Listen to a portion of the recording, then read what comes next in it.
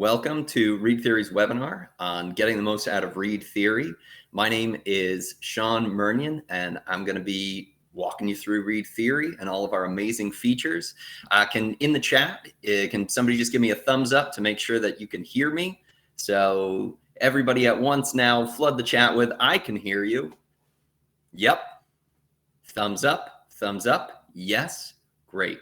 So I really appreciate you all. If you haven't already done so, go ahead and just tell us your professional role and where you're joining us from. I see we've got people from all over. I saw an educator from Russia. I saw someone from Connecticut, New Mexico. So we have people from all over the world joining us.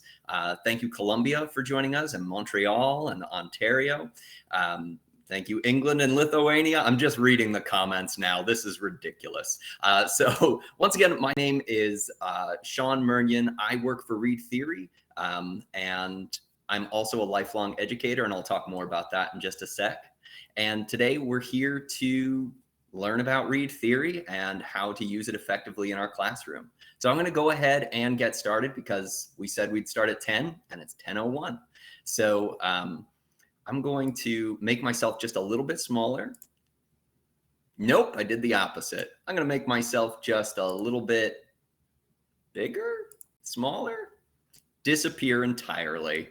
Okay, let me see if I can do one more shot at this. The side-by-side was okay, but I would really like this presentation to be a little bit bigger. So, you know, I was smaller on your side. Let's try this one more time. All right, now I seem to appear and all seems to be good. Okay, hopefully I won't block anything too important. So let's go ahead and get started. So our schedule for today is I'm going to introduce myself, Read Theory, and our learning goals. And then I'm going to move directly into the nuts and bolts, the things that you're here for to learn about, various ways to utilize Read Theory in your class. And then the last section is really just a Q&A with me. Please fill the chat with questions. If you put a question mark at the end of it, it should get moved over to a different system so it won't get lost in the flood of chat, and then I'll be able to answer it at the end. I'll try not to stop in the middle of what I'm doing to answer questions, but hopefully I'll address all of them at the end today. Okay. All right, so a little bit about me. So my name is Sean Murnion. I am a lifelong educator. I got an MAT from Duke a long time ago. I have worked for Read Theory now for 4 years. During that time, I've also been a classroom teacher. I'm actually going back to the classroom in 6 days. So that's terrifying. And yeah, I have worked with all levels of education. My first job was working at a school for children with processing difficulties. So dyslexia, autism, Asperger's, ADD, ADHD, and I worked with grades 2 through 8 there. After that, I went ahead and I worked with adults with special needs. I've done behavioral therapy for children with autism. I've worked at the elementary school level, the high school level, the middle school level. So hopefully I can speak to your situation at some point in this. And please feel free to ask me questions related to your specific situation. I will hopefully have some perspective and some insight to give. All right. And then let's talk about what Read Theory is. As I'm sure many of you are already very well aware, Read Theory is just our fantastic adaptive reading comprehension program.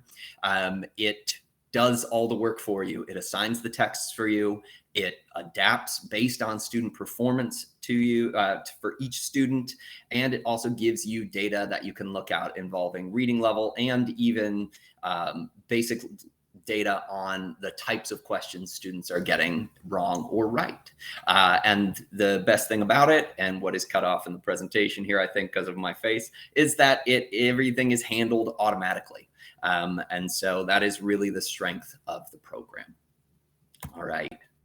And then why are we here today? Why are you here joining me? I think we're all very well aware that this is a unique moment in education. The struggle is very real, as they say, and we're here to help foster a sense of community, and we're also here to be an asset to all of the educators and students that we can. It's why our program is available for free everywhere, is because we're very well aware that resources are needed everywhere, but they aren't necessarily equitably distributed. And so that's one of the things we're trying to do. And then we at Read Theory are trying to create a sense of community engagement and accountability for students. And that's what we hope we can do by using our data-driven approach, is to really give students a sense of progress and teachers a sense of where their students actually are. I also have I'm an educator, so I have a propensity to speak fast. So you can just gently write lento or slow or anything that you need to get me to slow down in the chat. So our learning goals for today is, I want you to be able to utilize Read Theory in an effective way that matches your classroom, and I want you to feel comfortable working independently on Read Theory using some of these features we've talked about. This presentation looked great when I designed it. When I imported it into the webinar software, some of my spacing and things got messed up, but I want you to know I'm a lot more fastidious with the spacing and formatting than this presentation reveals. So, okay.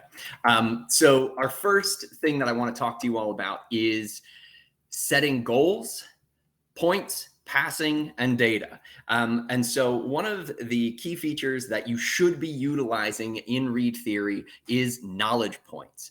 And so knowledge points are our little way of marking progress and giving little instant accountability for students and student effort. And they have three main purposes on the site. Number one, general motivation. I play video games, and I think anybody will tell you points or small incremental little dings that you've done the right thing are very motivating to students and to teachers as well. Then the other two reasons that we do these knowledge points are to let students know that they are progressing and to let teachers know that. And then also we structure the points in such a way so that there is no real incentive for students to carelessly move through the program to try to earn points. You earn a lot more points if you go slow.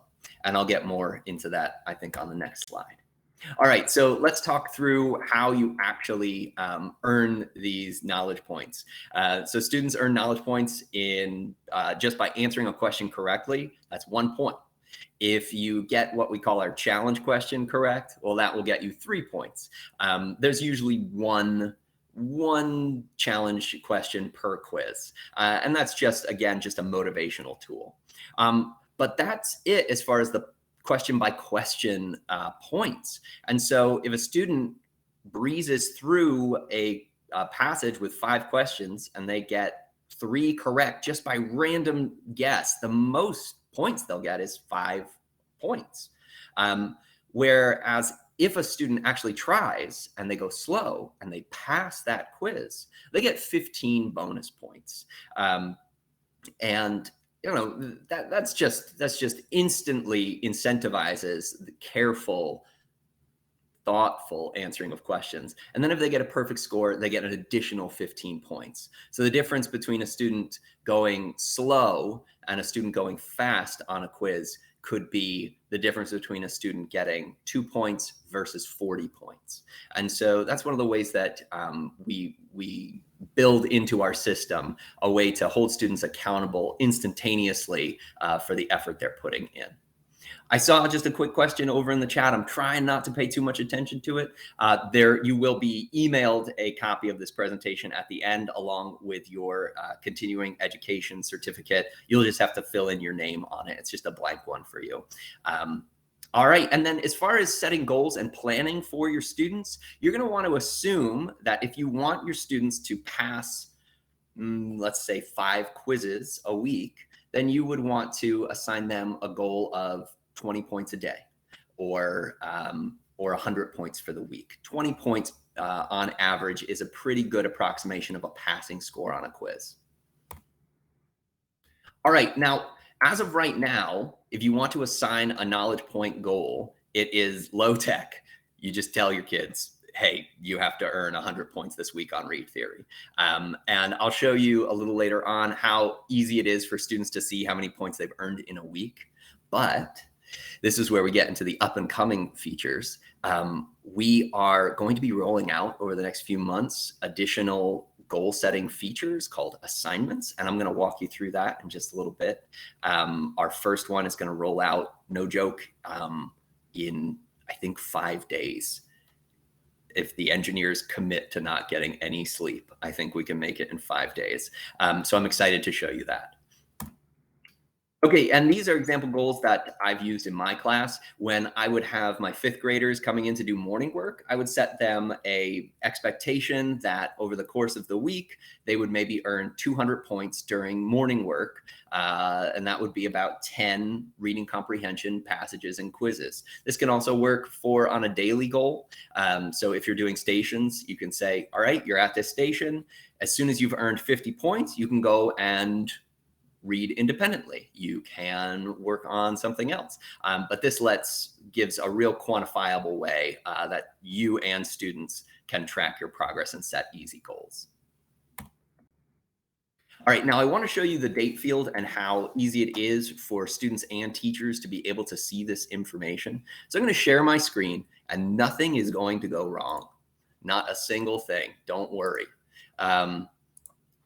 Okay, so I'm sharing my screen with you now, and you can see what I see. So this right here is a progress report page for my teacher account. These are my dream students. My dream students include John Adams, Alexander Hamilton, Abraham Lincoln, and 2 other underperforming but very earnest students. Okay, and as you can see at a quick glance on the class progress report page, you can see how many quizzes have been completed in an all-time and how many knowledge points have been earned throughout time. But if you use the date field right here, you can go ahead and set easy parameters. I'll go ahead and say, I want to only view quizzes that were completed in the last week. And I'm going to see, and I click apply, I can see in real time which students have been working on read theory.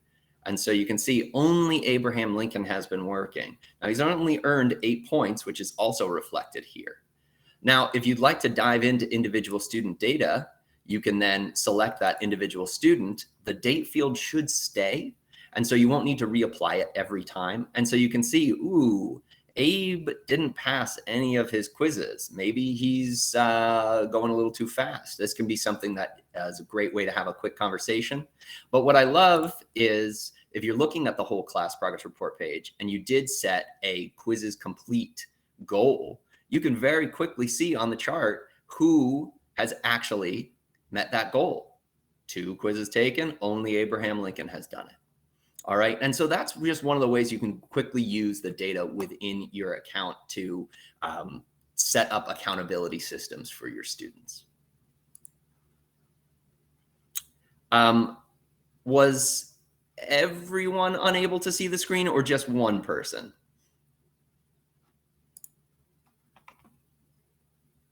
Okay, great. Okay, excellent. Just checking in because you know, teachers and technology. All right, so I've gone ahead and shown you the date field. Let me see. So one of the things that I want to emphasize, especially if you're working with students who have spent a lot of time perhaps not in a classroom recently, is I want to emphasize the usability of read theory for competitions. This is a great way to motivate students, but it is also really important on a social and emotional level to give students a sense of community and to give students a sense of belonging. I think we're in a moment in education when a lot of students have been missing that. And a lot of students have really only interacted with peers through a screen for a considerable length of time. Or they've been all over the place with some of their friends not there and some of them there virtually, depending on your situation. And so it's really important that we find and that we take these opportunities to build community. So I want to talk you through sort of the best practices for creating competitions within Read Theory. Number one, highly recommend point-based competitions, setting a classroom goal of 5,000 points. How soon can we meet it? And we'll get to, I don't know, the principal will okay us to have a donut party.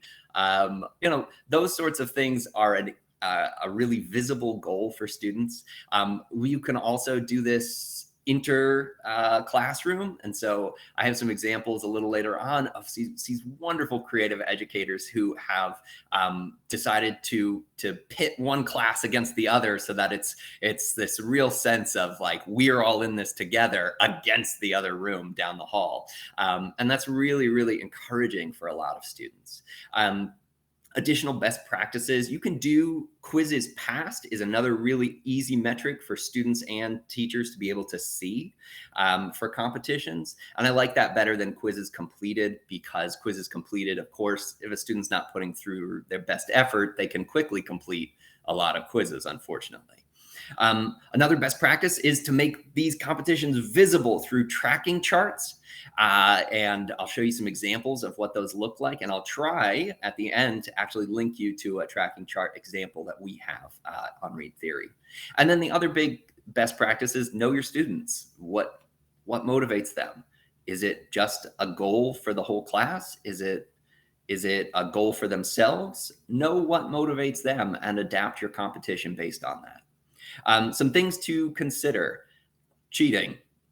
You know, I'm sure none of you have ever had a student cheat, but unfortunately, I have. And one of the things that I had to do with my competitions was that I had to set a floor, meaning I would not accept entries from a student into a competition unless they met a certain criteria. And for a lot of students, their quiz average had to be above their pre-test score, which is readily available to them. And that's a really like easy way for students to say, all right, if I haven't been putting for my best effort, I'm not going to be able to participate in this competition. And so that's something that I've used in the past. Read Theory also does this automatically. A student will never see passages that are below 3 levels, that are 3 levels below their highest level achieved. So for example, if you have a student who normally reads at the 7th grade level, sometimes they get a 6th grade quiz, sometimes they get an 8th grade quiz. Because they've got that 8th grade quiz in their history, our site will never assign them anything lower than 5th grade, because we know anything below that is not going to be challenging for them. And so we actually limit it 3 levels from their highest achieved. And so that's just something that we do within the program to try to make sure students can't cheat. The other thing to consider with classroom competitions is I would really like you to downplay grade levels whenever possible. We make it possible for you to hide grade level information from your students for most of the data on our site. And we do this because students are where they are, and a constant reminder that a student is below where they should be to the student can be really demotivating. And so we go ahead and I encourage you to emphasize quizzes passed and points instead of achieving a grade level average. That's just from my personal experience. I see a quick question that I actually think is so topical. I'm going to go ahead and answer it. Is how do we hide this? I'm going to show you real quick. So I'm going to share my screen with you one more time, and nothing is going to go wrong. Everything went wrong.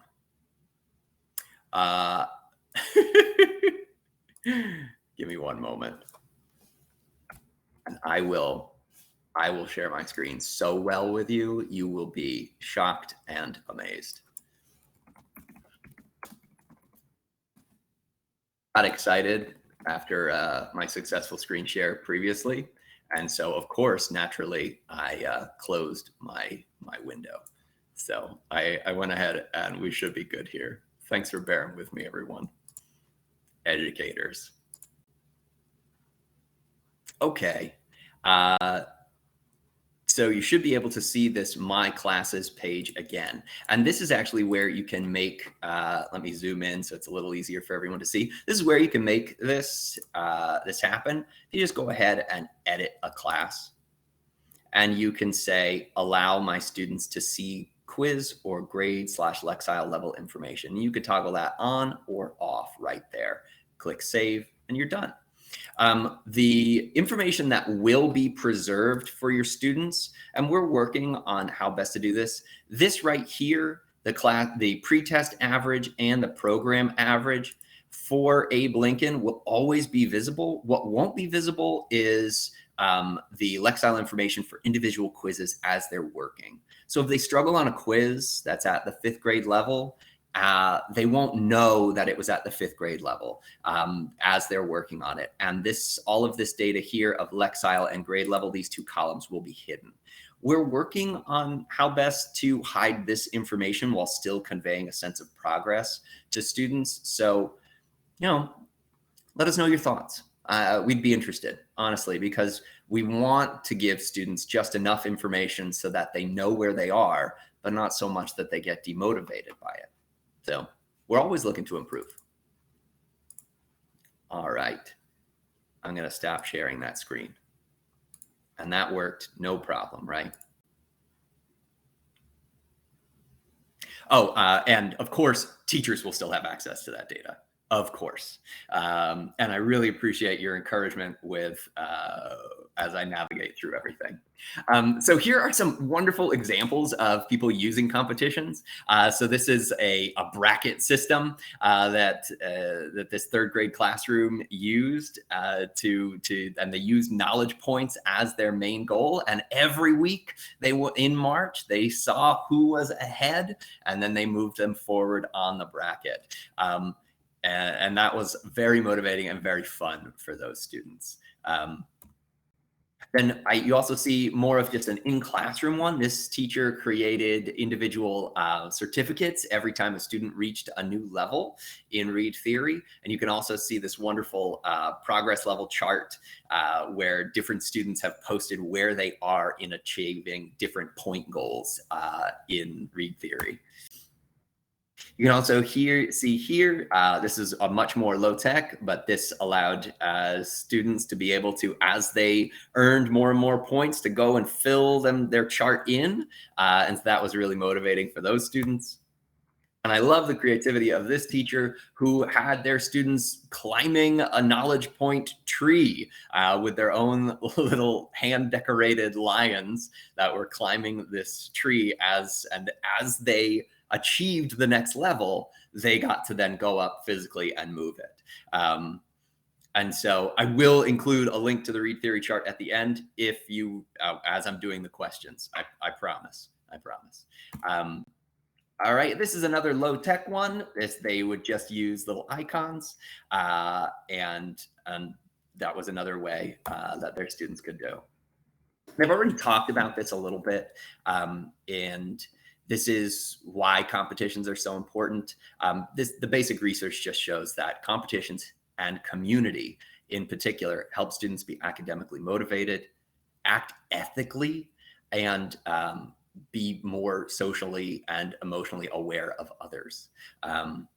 I see a quick question about reading levels. Our reading levels are from grades 1 through 12. And our 12th grade passages are equivalent to university level passages for an 18-year-old student. There you go. And our 1st grade passages, if you're an international user, it's what we expect from a fluent English speaking student in the 1st grade or at 6 years old. Okay, now I get to show you the really cool thing that's coming like next week. So we are going to have the ability for you to set assignments for your students. And we're very excited. We've been working hard on this. You'll be able to set a weekly goal for the number of quizzes your students can complete. and teachers and students will be able to easily see this on a brand new interface. So I want to walk you through it right now. This is what it's going to look like. You will see there's a brand new activities panel in the top menu. So you'll navigate to the activities panel there, and then you'll be able to select your activity type. Now, we've purposefully left this a lot of space because we plan to actually create more types of these activities and to roll them out over time as each one becomes more successful. So different types of activities that we're looking at are setting knowledge point goals for the week. We're also looking to be able to set specific passages to all students. So we're really excited about that one. We're going to be hopefully rolling that one out around October. Some of these features will be available for free for all because ReadTheory is committed to offering this great service for free for all. Some of our more advanced features will be behind our new premium service. And you can learn more about that. It's pretty reasonable, but I'm not here to pitch you the premium service. I'm here to talk to you about this really cool thing. And so the reoccurring weekly activity, this sets a weekly goal for your students. You can set it for individual students or the class. And then you can set the parameters. Students must complete at least 3, 4, 5, 6, 7, 12 by the following week. And so right now, I believe it's set for a 7-day window by default. I think we're going to switch it to they have to do it by Monday, or we'll give you the ability to set the date field that you want the assignment to recur on. But right now, it's a weekly based assignment. And then as your students are working, they will actually see this on their progress report page. And this is directly on their progress report page. They'll be able to see how they're progressing along on their assignment of 3 passages this week, for example. And so you see this student, they have 1 green check mark out of 3, and it says clearly you have 2 more passages to complete. And so this is a very easy way for students. Every time they log in, they'll be able to see this. The initial goal that we're launching is just going to be a completion goal. It is not a passing goal.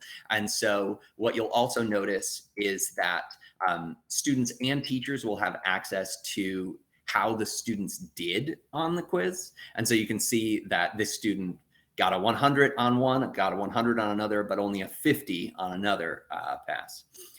When are we releasing this update? Next week. Hopefully, wish us luck. We're still working on it, frantically working on it, but we're very excited. All right. And then on the teacher side, again, my formatting is much better than this reflects. You can see very quickly which students have completed the assignments and which haven't. And you can also then do drop down to see the data, the specific, like, whether or not a student passed all 3 or just completed all 3. All right. So I've seen some questions about the quiz history, and the big answer about the quiz history is that students will only ever have access to their 3 most recent quizzes for individual review, whereas teachers will always have access to all of the quizzes a student has ever completed. The reason we limit this is because students have been known to share answers with each other. Students have been known to even look back in their own history to try to game our system. And so we thought 3 was a pretty fair balance of allowing students to see their recent progress without giving them so much access that it became a security concern. So I want to show you the quiz history. If you haven't taken a look at this, this is a very powerful tool that you have as a teacher. So I'm going to share my screen successfully, and we'll take a look together at Abe Lincoln's quiz history. So let's take a look at Abe Lincoln's quiz history. I'm just going to check in real quick and make sure, yeah, everybody can see Abe Lincoln. So down at the bottom of Abe Lincoln's progress report is his individual quiz history. Now, there's only 2 quizzes appearing because I recently reset his progress. And so those previous quizzes have been deleted. But otherwise, if you haven't reset a student's progress, you would see their full quiz history. All right, so let's take a look at how Abe did on this most recent quiz here, the magical card. Now, what you can see here is you're able to go question by question with the student and to see what they chose and to go through our answer explanation. Thank you. And so you can go through each question individually. You can see where a student struggled, what their wrong answer was, and what our answer choice was. And so this is a powerful tool for you to be able to sit and work with students. You can also, if you've enabled written responses for your students, you'll also be able to see their written responses here. Now, you won't be able to grade them here. You have to grade them within the written response section, but you'll be able to review the written response with the student. So yeah, that's really it as far as like the nuts and bolts. You get to see the passage, but then what you do with this is what's really important. So I'm going to stop sharing my screen. Go back. And I want to talk to you about this. One of the things that I love to do with my students, and again, I apologize for formatting here, is I have a handout for Prove Your Answer. For every question a student answers on Read Theories, I normally only do this if a student is going to be answering one passage for an assignment. I have them prove their answer, where they copy their proof for the actual specific question that they're answering in Read Theory. So if it's a context clue, I ask them to show me the words within the text where they got their clues for the meaning of that word. And I love this because if I'm doing individual review, it seems like, can you review that information again? You can't see what I was doing. All right, I will. I apologize. I can go back and do that last part again. I apologize. Perhaps my signal cut out for a second there. All right, so let's go ahead and look at quiz history again.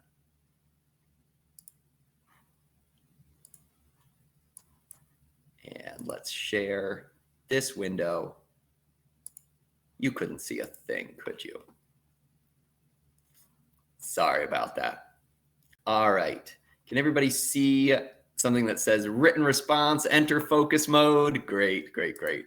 Thank you. Thank you. Thank you for your patience. All right, so let's take a look back at this one more time. So as I was saying before, this allows the teacher, if we're on the progress report page, let's go ahead and look at Abe link again here. And we go to the magical card here. You can see, and I'm just going to do a quick check-in. Everybody can still see what I'm doing, right? Okay, thank you all. All right, I can see individually, once I've navigated to the progress report page, I can see what the student has answered for individual questions. And so I can go question by question, see what they answered. We can talk through the question text. We can look back in the text together. And if there are points of confusion, I actually see their incorrect answer and can talk through with them. And so this is just a useful tool for small interventions. And it's something that I really appreciate having access to in my classroom. And as I said before, you'll also be able to just read over a student's written response with them right here. Okay, great. Yes. And so I've talked about this prove your answer idea. So quiz history plus this prove your answer where students have to go through and have to show their work. That just makes this a lot more meaningful and gives more opportunities for real connection with what they're doing. And so I love that tool. And then, like I said, in this individual meeting time, you can simultaneously look at the work that your students are doing together. Another thing that I love to do is I love to use these passages for fluency practice because these are passages that your students have recent exposure to. And so it is not a completely novel text. And so it gives a student a real opportunity to show what they can do with a slightly familiar text. And that I find particularly useful for seeing these larger issues with student decoding issues. So when I worked with third graders, this was really useful for just like, oh, they don't understand a GH, what that letter pairing actually does in a word. And so I found that to be really, really powerful for these. All right. I see some great questions in the comments that I will get to you in very, very soon. Another thing that you can do is that on the whole class progress report and the individual progress report, you can see students' Lexile averages. This shows you roughly the Lexile levels that they've been exposed to and are answering questions and quizzes on. And so you can use these to make whole class decisions or to set up differentiation opportunities. If you see that a student is a high flyer, you can find additional resources for them. If you see that I was working at a high needs high school with 9th grade students, and we utilized Read Theory, and I found that on average, students were reading around the 4th grade level. And I used that information to adapt my curriculum. And so I ended up picking texts that were a little simpler, a little easier, but then I paired them with higher level thinking tasks. And that gave access to as rigorous an opportunity as students could have in that environment. Something that I love is this tool right here, Lexile Find a Book tool. If you just type into Google, Lexile Find a Book, you can use this tool to select out books that are within a certain Lexile band, so a certain difficulty level, and you can also select by genre and interests. And so I found that really great for differentiation as well. Okay. So let's do a quick check-in, and then we'll get into our questions. So participants will be able to utilize Read Theory in an effective way that aligns with the reality of their classroom. And so if we haven't met that goal and you have questions, now is the time to ask them, and I will address them. If you have questions about the basic operations of Read Theory, setting up a class, things like that, we have excellent resources available on our YouTube channel. Just type Read Theory into YouTube and you'll find our channel. But also I'll be hosting a basics webinar series next Tuesday that goes through all of the nuts and bolts of getting your class set up for the first time, what students can expect to see, all of that. Great. And then our second goal were that you'll feel comfortable working independently. So again, please ask questions now, or you can go ahead and attend our other webinars or see our wonderful video resources. All right. So now I'm going to dive into your questions, which is a lot of fun. So I'm going to make it so that you can see me. Am I big right now? Yeah, probably, maybe. Great. All right. So let's go ahead and get started at the very beginning here. So the first question is, what can I do with my higher level 5th grade readers who get into advanced reading that may not be age appropriate? Now, one of the things that Read Theory has is we try to have high interest topics at a variety of levels, and which can mean that a true high flying student may see things that are beyond their maturity level, whereas their reading ability, it's right on. What I'd recommend for that is the Lexile Find a Book tool. You can use the data you're getting from Read Theory to find supplemental resources for them if you have legitimate concerns. I only know of about 9 passages that we typically get complaints about. Complaints or concerns, I should say. These are things that go into, these are at like the 11th and 12th grade level, the ethical concerns of euthanasia is one topic that people have a lot of opinions about and don't want fifth graders reading, understandably. But it is set at the 11th grade level because we think it's a great topic for 11th and 12th grade students to engage with. Prison reform. What is the role of prison? That's one of our 12th grade texts. And again, that is a topic that is heavy. We treat it seriously. We look at it from lots of different angles, but it also can be something that's beyond a fifth grader. And so I'd recommend, if a student does start to see passages that you have concerns about, go ahead and see if there's alternate resources at the Lexile and independent reading level for them. Most of the time, I won't say all the time, most of the time, if a student is really far above where they should be, it's because they got help. We see this a lot with homeschooled students. The parents call in and they say, my third grader is reading about euthanasia. And I say, did you help that third grader maybe on some of the quizzes? Because that might be the reason why. Our program's adaptive. So if a parent logs on and starts helping their kids, very soon they will be at their parents' reading level. Yeah. I see a question here. To better support a student's self-reporting, is there a way to archive the student's reading data, or at least the knowledge points? When I archive the class, thereby eliminating a cheating score, when the students self-report their monthly, weekly, or quarterly data. That's a great idea. Right now, we only have the reset progress option, which deletes their quiz history, but retains their knowledge points. We are looking into tweaking this system, especially with the ability to clear knowledge points. Right now, I recommend using the date field as your biggest tool for weeding out unwanted information. And that it's very clear to students. They can use it as easily as you can. And so that's what I recommend.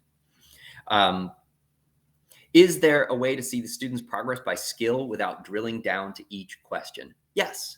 On the individual progress report page, there is a green and red 3-bar chart that breaks all of our questions down into these 3 larger groups. And within that, you can also do the learn more to see what sort of question stems students will be seeing, what sort of question types they'll see within those 3 larger groups. So if it is whole text level questions, that will be its own group, versus detail answer is found within the text type of questions. That'll be its own group. And that can help you with broad strokes. It's one of the things we're working on, is developing more and more useful categories for breaking down these student questions so that you can have better data.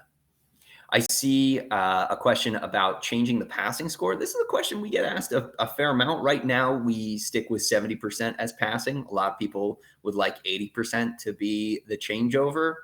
We're thinking about how best to integrate it, and how to integrate it when we have multiple teachers with one student. So that's a concern on our end from a technical side. From a philosophical side, 80 is mastery. So, it makes sense. How do we set up a competition if the students' levels are different? You don't focus on levels. That was the question that was just asked.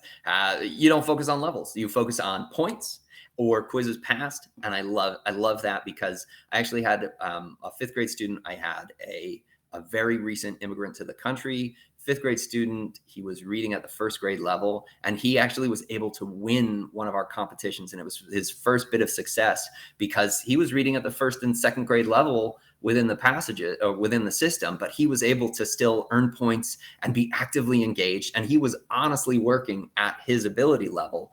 And he had so much pride in himself. It was the first time he had truly engaged in our ELA class. So I was really happy about that. So points. I reset my students' data from last year. Will the kids start with the placement quiz? Yes. They will retain their knowledge points, but none of their quiz history. They will start with the placement quiz again. Great question. I would love if you could remove the grade level part and only leave Lexile. Would that be possible for the upcoming school year? No, it wouldn't be possible, because we have to test these things, but it is possible for us to do. And I like that idea.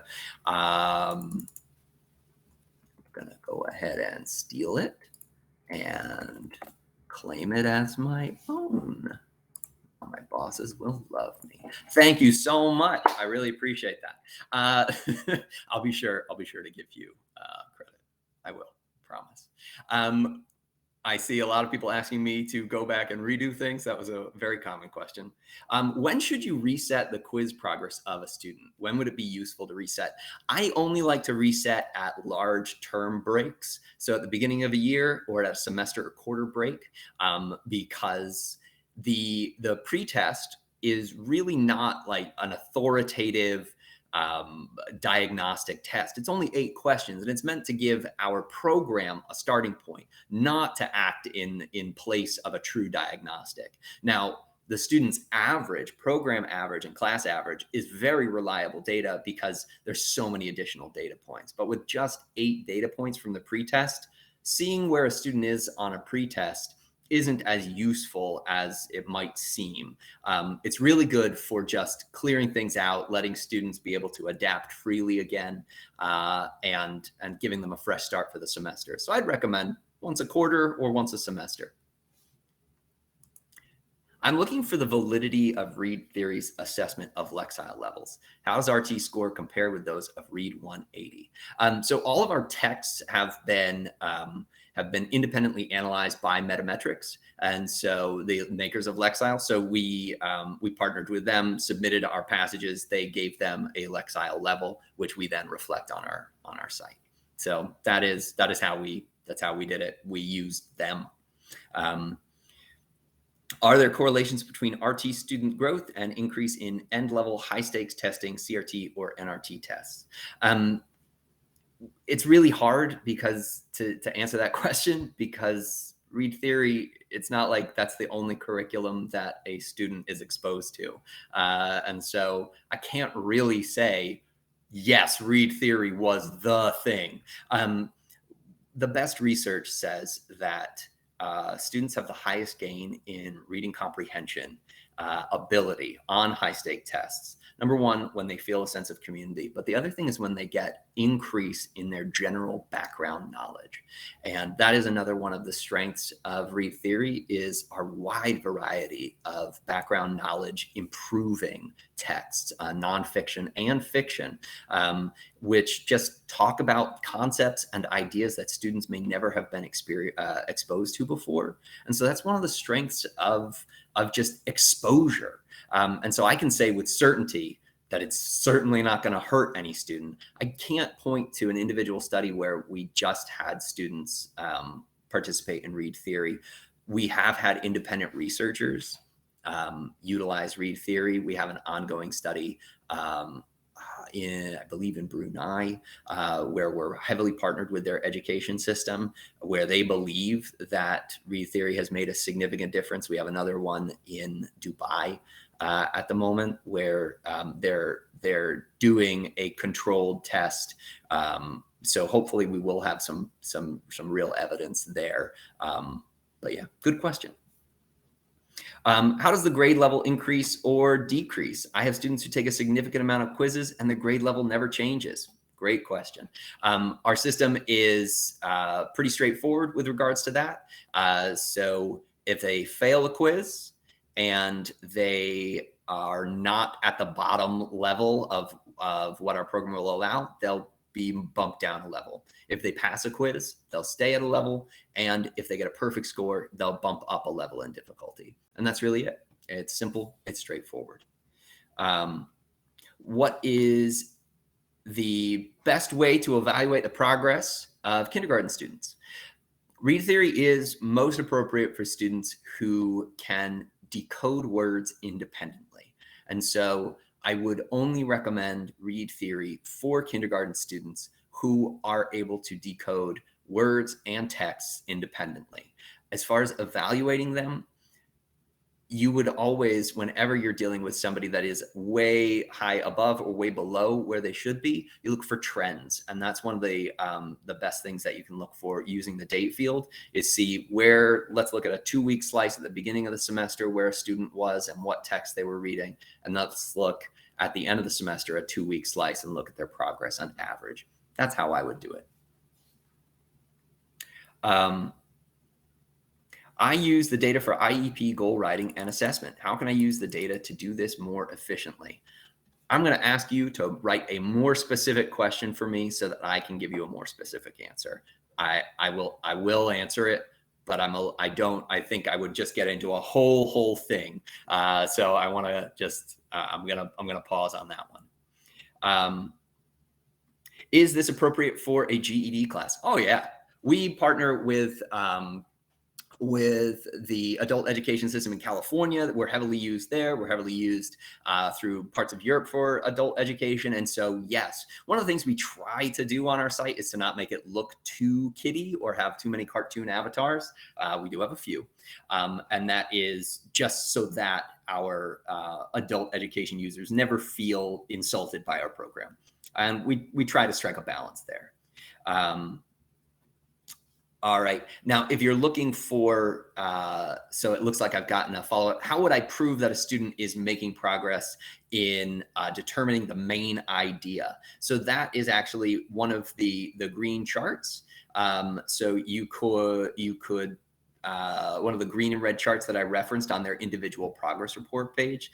Main idea is within one of those three larger categories. And so you'd be able to look and see trends of have students improved over time with that. So good question. I'm hopping out of the question section and back over to general chat because I think some of the questions got sorted out there. So I'm just gonna scroll through those real quick. Is there a way to use the program at school, not home? Yes.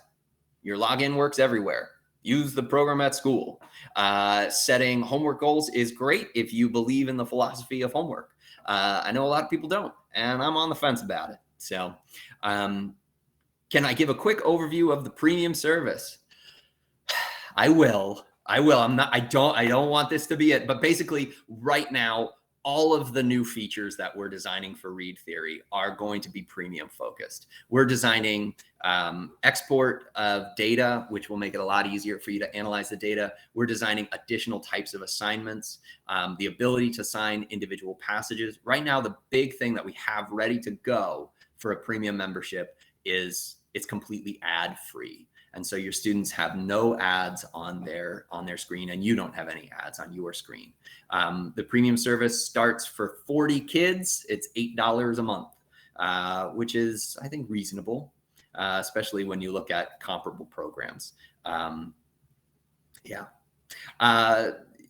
Great question. Great question. The premium membership cost, again, as I said, starts at $8 a month for a class of up to 40 students, for one class up to 40 students. And we have different tiers, but most people use that. Yeah. Does RT screen or set controls on the types of ads that appear? Oh, you better believe we do that. Oh my gosh, we have to do that. Yes. We have a full-time staff position just in charge of ads and the ad experiences. We're in schools, we're in kids' eyeballs and their homes. We want to make sure everything they're seeing is at best neutral and never on the side of controversial. So yes, we only use ads that are flagged by the advertisers themselves as child appropriate or neutral. Regarding the new assignment feature in ReadTheory, will that be available for free accounts? Yes, the feature I just demoed for you will be available for free accounts. I see a lot of people concerned about premium versus free. If you've been using ReadTheory and you're happy with it, it'll stay the same. You're not having any limits on the number of students you can have in the free version, number of classes. It's all good. Free, we have an ethical mission that we're pursuing, which is to provide these resources for free to everyone. We just have to keep the lights on. And as we continue to grow and get new staff, we need to have additional revenue streams in order for us to innovate. And so that's what premium does. And so that's really it. If you're happy with ReadTheory and you've been using it with 250 kids, cool, keep doing it. In fact, the biggest thing you could do to support ReadTheory is to tell other people about ReadTheory. That's really it. Tell other people about ReadTheory. You can register for additional webinars. You should be receiving today an additional email blast from us that has our additional webinars linked along with other resources. Is there a read aloud adaptation? Ooh, let me get you what I love. We do not have read aloud built in, but I have an awesome extension I want to share with you. This is something that it emulates Microsoft's immersive reader, and so it's fantastic. It will block out all text except selected text from the screen. It'll do highlighting, individual read aloud. It even has a picture dictionary. So let me get you that link, because this is what I use with students who have processing difficulties or require audio accommodations in my site. So I get excited to share resources because I'm an educator. All right, let me copy that link. Let me put it in the chat. Sweet. Awesome. There you go. That may look like a virus, but I swear it's not. It is a Chrome extension that you can add onto a student's browser, and it will, when they select text and right click and say, help me read this, it just gives them so many resources and things that they can use. I'm gonna keep thing. With standardized tests, student scores fluctuate. Can you expect the same thing with ReadTheory? Yes. What we're looking for is general trends. Students will go up and down, but we're looking for long-term averages. All right, I'm going back through real quick to make sure I didn't miss any questions here. So how many passages should be assigned each week? I used to assign 100. 100's great. The best research says that 30 minutes of independent, well, the best research for the most efficient gains say that 18 minutes of independent reading practice a day yields the highest consistent gain per minute for students. So if you expect a student to spend 5 to 10 minutes on a passage, 2 passages a night seems really reasonable. And so that's getting your 18-minute benchmark in general, and that would be a weekly goal of 200 or 150 to 200 knowledge points. Great. I'm a research nerd on reading comprehension as well. Supplemental materials to help with integration of knowledge or craft and structure standards. Yeah, I have a great idea. I just partnered with a former colleague of mine to help create a whole bunch of wonderful new lesson plans. These lesson plans are available on ReadTheory's website. Go to readtheory.org and then click on lesson plans, and you'll see things for main idea, tone, key details, week-long lesson plans for additional resources for you. So yeah, that would be my first thing there. All right. If kids didn't have me last year, will they still keep their knowledge points from previous teachers? Yes, they will, if they're continuing on with the same account. But if you'd like to delete their accounts and have those accounts recreated, brand new, fresh start, just contact support@readtheory.org. Once again, that's support@readtheory.org. And they'll quickly help you delete those student accounts if you want to give them a fresh start so that they have no knowledge points to start off with. My students complain on how nitpicky questions sometimes are. They have me read the questions and I can't figure it out either. Well, you need to call me.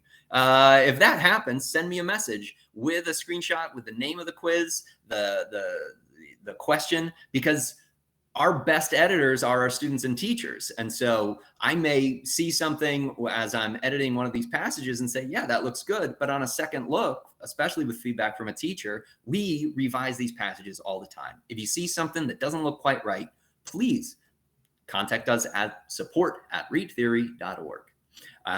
Because you're the experts on what's working or not working for your students, and we want to be better always.